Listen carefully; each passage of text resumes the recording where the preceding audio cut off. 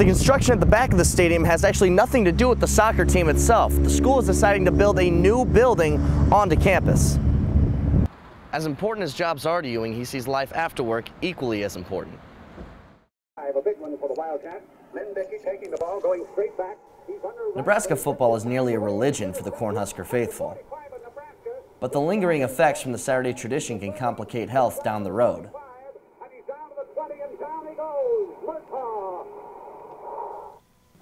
Former Nebraska linebacker Jerry Murtaugh knows the grind a football season can put on a player's body. But the host of the Legends radio show saw too many athletes wearing down as years passed due to injuries and decided to take a stand by forming the Husker Greats Foundation. And what we are going to do is help former Husker athletes who have lettered in a sport, men and women in all sports, with their medical and emergency needs. One of the first to donate was Nebraska legend Tom Osborne. Tom is behind us 120%. In fact, Tom has written us 2 checks. I'm excited. The Husker Greats Foundation, which is a 501c3 nonprofit, will use the money raised at this time to help a former teammate and friend of Murtaugh's. The first recipient of the Husker Greats Foundation will be the great David Humm, the former All-American quarterback at Nebraska. Dave has MS, wheelchair, can't shower or shave, needs 24-hour care, and he needs his Husker family to help him, and that's what we are going to do.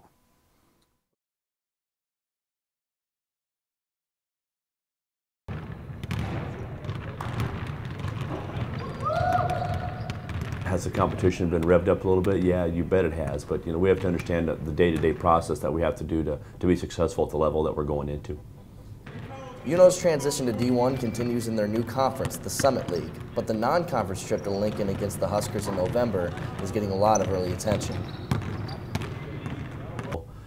It'll mean a lot more to probably our in-state guys than it will be to the out-of-state guys, albeit for out-of-state guys it's still a Big Ten school, it's a Big Ten venue, and it'll be a lot of fun to play in. In addition to the new conference, the Mavericks' new home arena was also set to open this year. Rumors spread that the Ralston Arena plans might stall, but Hansen assures it's ready. No, it's going to be done. We're going to play our games in there. We have the week or 10 days before that. We're going to be able to get some practices in there to get to get used to the place. So it is a home court for us. Yeah. But we're excited about Ralston Arena. It's not only going to be great for our staff and for our players. It's going to be great for our students and for our fans. It's an unbelievable place to watch a basketball game in. The students are going to be right on the floor. There's going to be shuttles to get there from campus. So from that standpoint, we're excited about it, but our student body should be excited for it as well. So I can't wait to see them down there.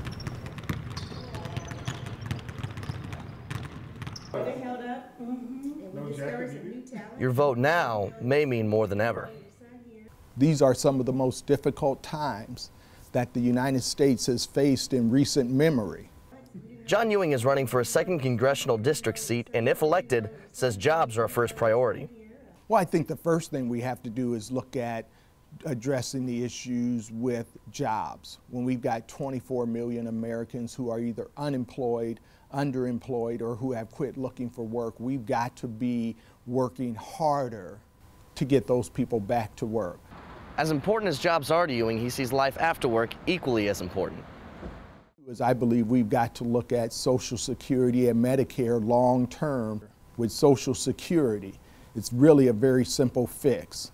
Either raise the cap on Social Security wages so that we have more money going in so we don't have to reduce benefits or raise the retirement age right now, or eliminate the cap and we have Social Security solvent for the foreseeable future. And as for the current seat holders? The Associated Press just described this Congress as the most partisan and ineffective Congress in the recent memory.